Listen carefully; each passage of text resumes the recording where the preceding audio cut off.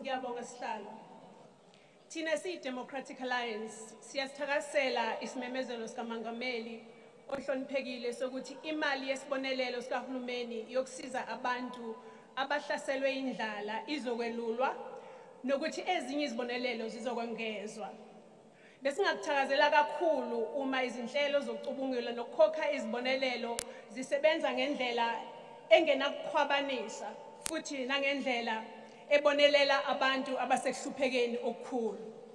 Bekungaba ngcono ukuba abafaka izicelo zesibonelelo bebengakwazi ukuxhumana nabasebenza kwaSASSA ezikhungweni zikaSASSA kuzwelonke. Bekungaba ngcono futhi uma abantu abafaka izicelo zabo zesibonelelo zigunyazwe kufanele ukuthi bakhokhelwe ngokusheshsha. Kungadingi ukuthi balinde izinyanga noma iminyaka ukuze bathole isibonelelo esiphuthumayo nebesihloselwe ukuthi siqoshe ikati eziko. Le mali yesibonelelo igcina isemakhukhwini abantu abasebenzayo, abanye abasebenzela yena lo hulumeni esikhuluma ngaye. Kuthi labo abafaka izicelo zabo behlupheke ngempela bagcine betshelwe ukuthi izicelo zabo aziphumelelanga.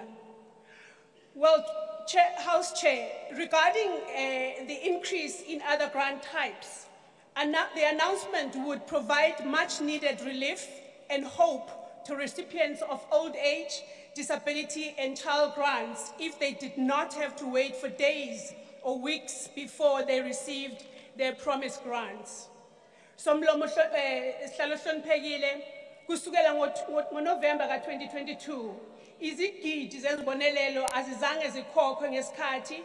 Lokho kwenze ukuthi abantu bakhokhe imali yokugibela emba eqolo ukuze bathole izibonelelo zabo futhi bathenge nokudla nako okudulayo bebe bezama ukonga izibonelelo zabo zikahulumeni ukuthi zibaqhube kuze kuphele inyanga.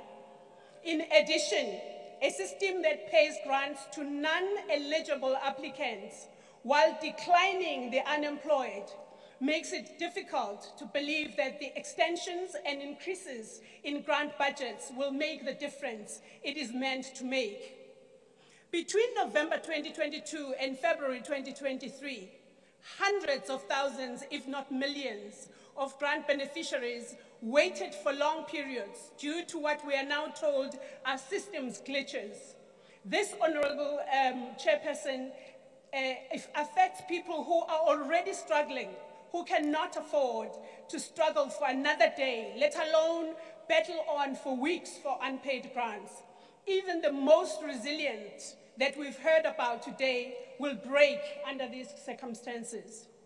Honorable Speaker, these are not gripes from an opposition party, but they are a lived reality, the day-to-day, month-to-month dire straits experienced by millions of South Africans trapped in poverty and food insecurity caused by a government that stopped looking after its poor about 29 years ago.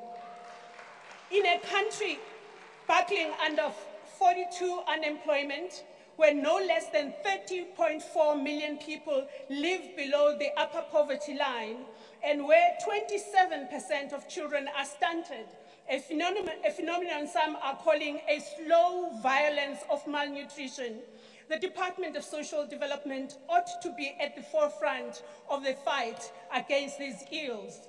The department should have the systems, the resources, and partners geared towards ensuring services are rendered without glitches, are robust enough to absorb the shocks, and are communicated proactively and effectively.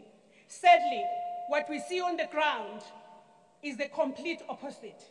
It is also exacerbated by the value of the grants that is further undermined by the exorbitantly high cost of living we are so burdened by.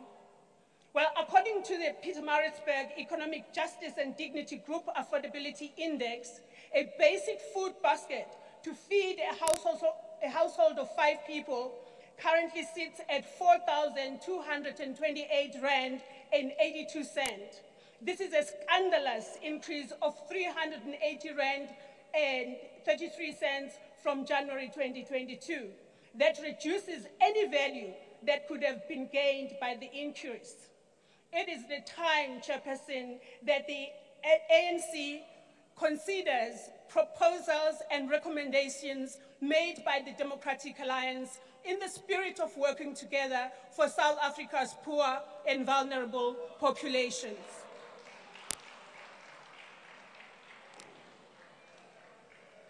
It is for this reason, House Chair, that the DA calls for the child support grant to be increased to at least the lower bound food inflation price of 945 Rand, which is way below the basic food basket cost, but high enough to make a dent in the crisis of food insecurity.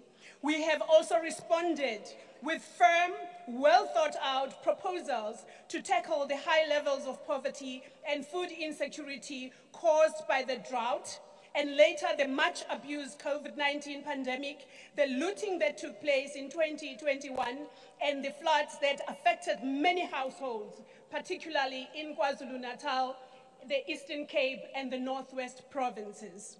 These proposals were to no avail. Well, I will repeat them today, Honorable President. Cutting fuel taxes and levies to lower cost of transport. Reviewing the list of zero-rated food items. Reviewing import tariffs on some food items.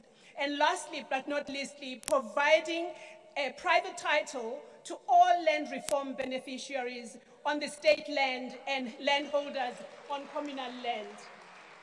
Honorable Chair, along with calling for these immediate relief interventions, the Democratic Alliance will continue to call for economic reforms that open up the economy for jobs and growth. Millions of job opportunities will be created in this very South Africa if we make South Africa a place that attracts investment and scarce skills, a place where small businesses can easily start and grow.